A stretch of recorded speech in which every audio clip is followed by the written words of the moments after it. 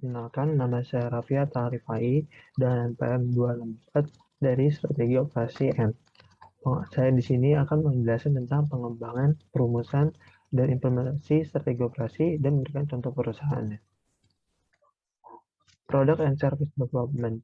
Produk dan layanan yang diberikan kepada konsumen mewakili kinerja dan kualitas perusahaan tersebut di mata konsumen. Jika produk dan layanan baik, maka perusahaan akan dianggap baik juga oleh konsumen. Pasar kompetitif dan pelanggan yang selalu menuntut membutuhkan produk dan layanan selalu terbaru dan segerakan ke pasar. Dalam pengembangan, dibutuhkan inovasi, kreativitas, dan desain.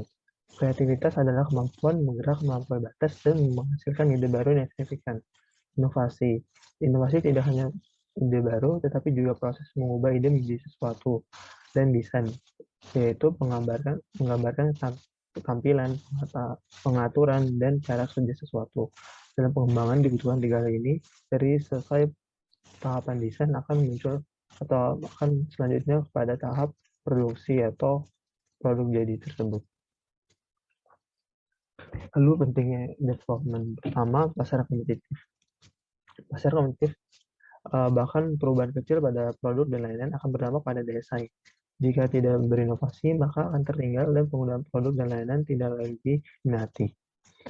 Pengembangan produk dan jasa mempengaruhi dan dipengaruhi oleh hampir semua keputusan dan aktivitas dari fungsi operasi. Suatu produk dan layanan juga memiliki umur, oleh karena itu perlunya inovasi dan pengembangan pada produk dan layanan. Kita agar dapat digambarkan pada A-shaped curve of innovation, di mana produk dan layanan memiliki umur. Pertama, saat produk diciptakan akan masuk pada fase start atau introduction, di mana produk masih membutuhkan banyak penyesuaian dan pemberdayaan yang dikeluarkan untuk produk tersebut.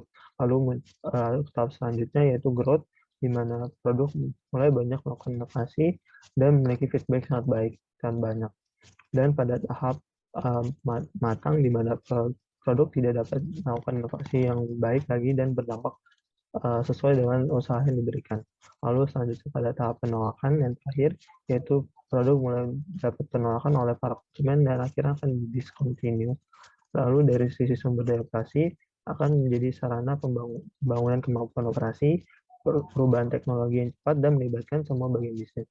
Dari persyaratan pasar, peningkatan keunggulan, pasar yang tersegmentasi, dan siklus hidup yang pendek sebelumnya itu.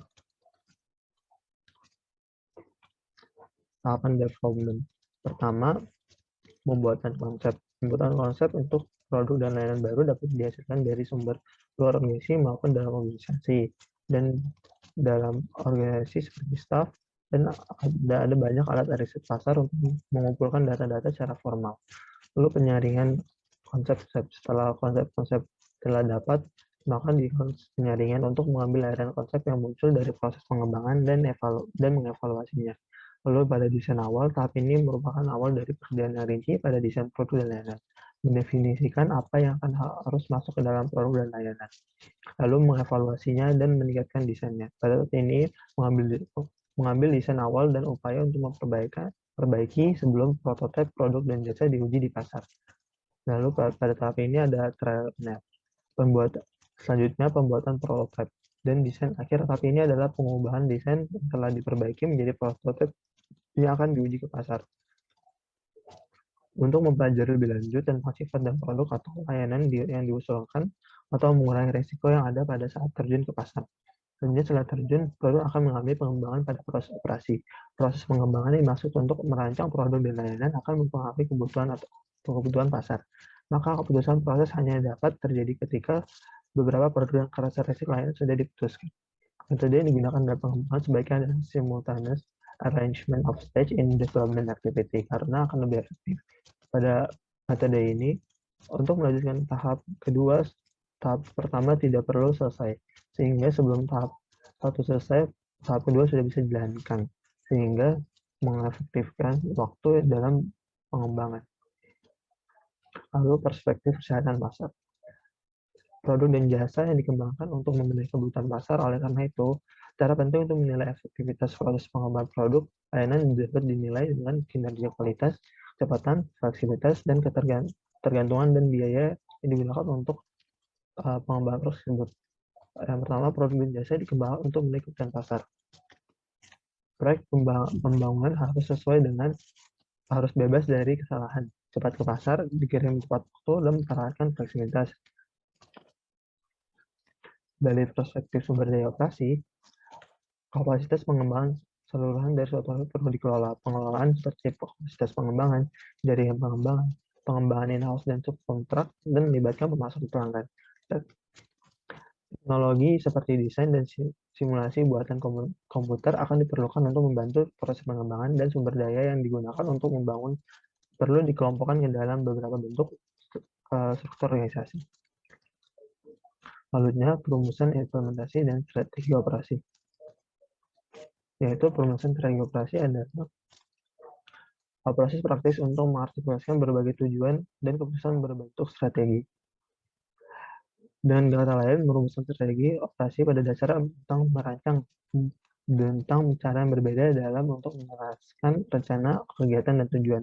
Dalam perumusan, ada perumusan yang hanya dilakukan sekali-sekali atau sangat jarang dilakukan, yaitu perumusan sangat besar yang biasanya perusahaan bermitra atau bekerjasama dengan konsultan dari luar organisasi dalam melakukan perumusan strategi dalam ciptaan produk yang baru. Sedangkan untuk perumusan reguler yang bisa dilakukan setiap tahun atau 2 tahun sekali dalam menentukan pengembangan apa yang akan ditambahkan, namun ini memiliki keterbatasan atau batasan.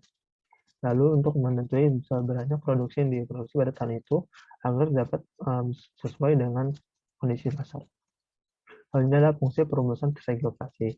Untuk fungsinya adalah untuk mencapai keselarasan antara persyaratan pasar dan kapabilitas operasi, sehingga perusahaan tidak perlu khawatir akan tidak tereksploitasinya pasar, tingkat kinerja operasi yang tidak dapat dipasoknya, dan hal lainnya yang ditimbulkan akibat kesenjangan antara kemampuan operasi dengan persyaratan pasar. Dalam proses penyelesaian dapat dimulai dari persyaratan pasar maupun dari kapabilitas operasi.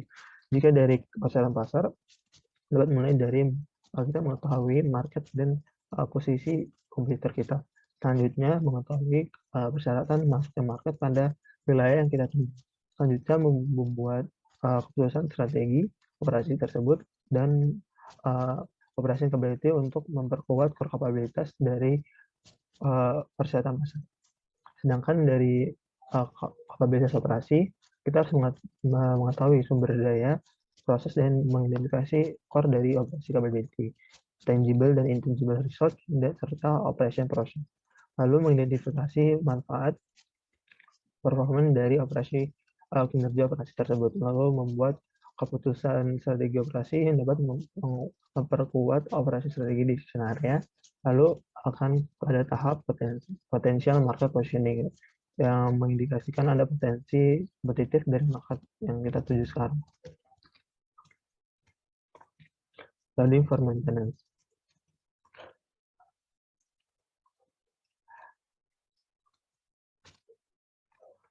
Dalam alignment, maintaining alignment over time, ada 6, yaitu time and timing, yaitu keunggulan berbasis kemampuan menurutnya berdasarkan seberapa cepat produk itu ditiru. Karena tidak ada produk yang abadi, semua akan menarik para pesaing dalam meniru dan membuat produk lebih bagus lagi.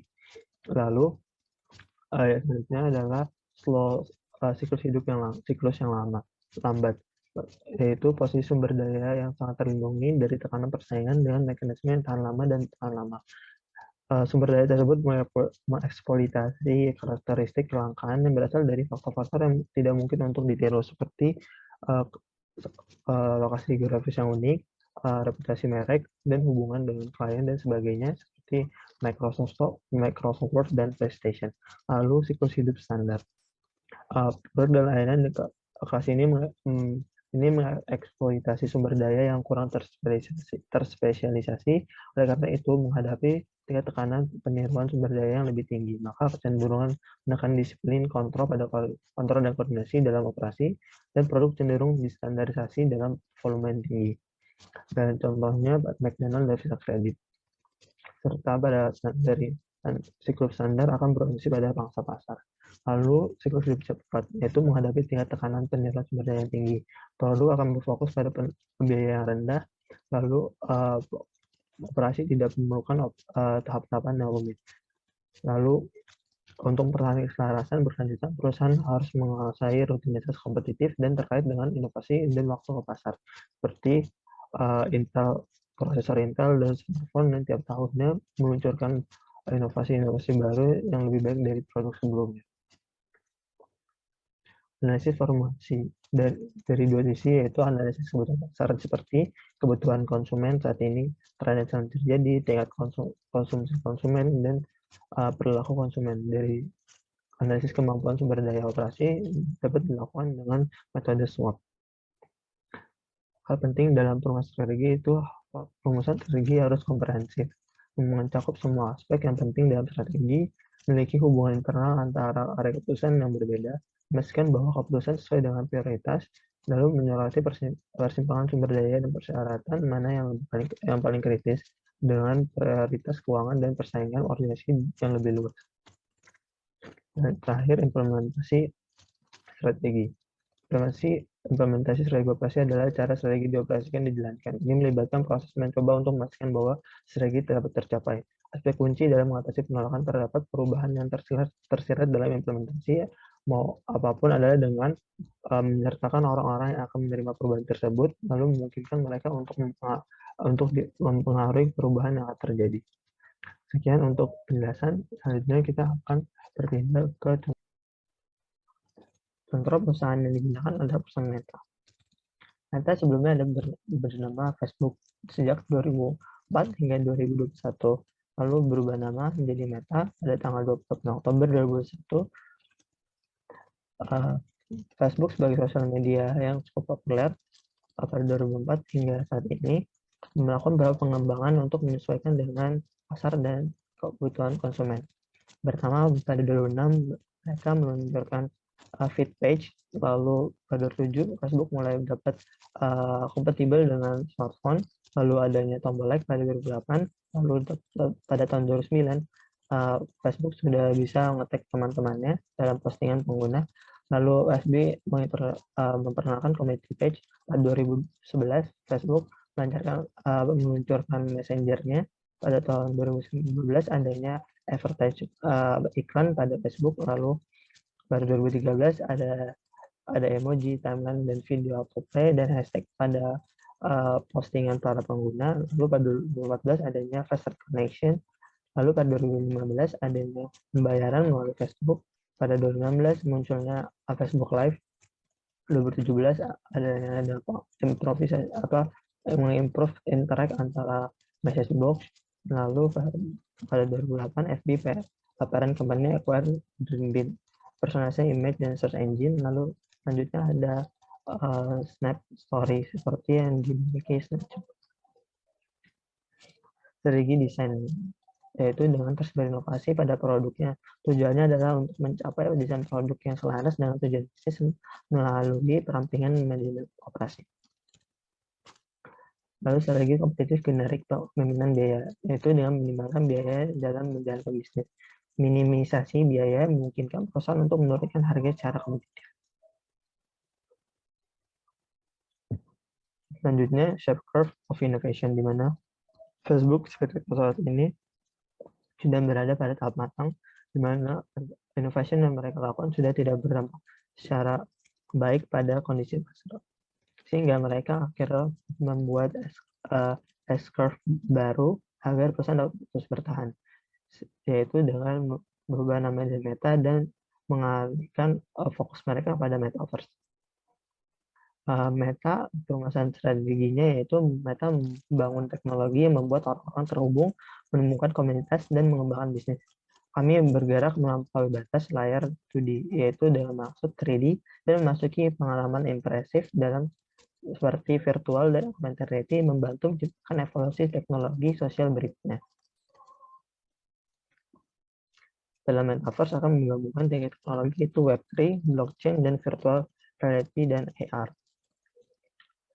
Dalam analisis SWOT, yaitu pertama berorientasi pada konsumen, lalu berorientasi pada bisnis, lalu Facebook memiliki brand strong yang sangat kuat, lalu produk yang sangat kuat juga. Lalu weakness-nya ada kurangnya infrastruktur teknologi, kurangnya tenaga ahli pada bidangnya. dan kesempatannya itu memperluas jejak digital dan meningkat pendapatan pada Facebook itu sendiri. Lalu ada ancamannya seperti serangan cyber, kejahatan di media sosial atau internet, lalu bocoran data pengguna. Peluangnya yaitu ukuran pasar metaverse global akan diperkirakan mencapai 38,85 miliar US dollar pada 2021 dan pertumbuhan tahunan gabungan sebesar 39,4% hingga tahun 2030. Peluang metaverse diperkirakan akan menyusup ke banyak industri dengan peluang pasar potensial mencapai 1 triliun US dollar dalam pendapatan tahunan. Sekian presentasi dari saya. Jika ada kurang, maaf. Wassalamualaikum warahmatullahi wabarakatuh.